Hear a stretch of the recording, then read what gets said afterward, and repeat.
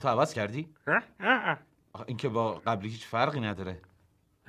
یه مظفر سرگنده واقعی هیچ وقت تغییر نمیکنه. اوه یادم نبود. بسیار خوب. قول مراد موافقی که تمرین کنیم؟ ها.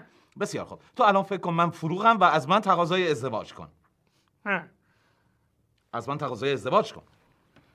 مدت هاست دنبال فرصتی میگردم تا اون چیزی رو که توی دلم هست و بهت بگم عزیزم. میدونی نمیدونم کی و کجا و چطور عاشق و علاقه‌مند به تو شدم.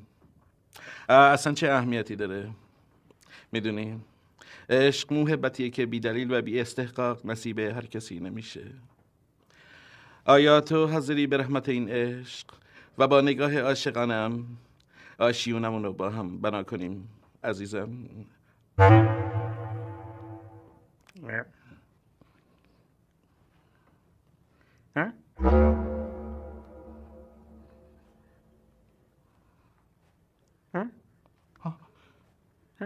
چی؟ مدت هاست دنبال نه فرصتی نه میگردم. این حرفا رو تو کی یاد گرفتی؟ اینا رو تو سینما یه بازیگر بیمزه میگفت یاد گرفته. مال فیلم بوده ها؟ ها؟ خب اب نداره. این همینا رو قول مراد به فروغ میگی.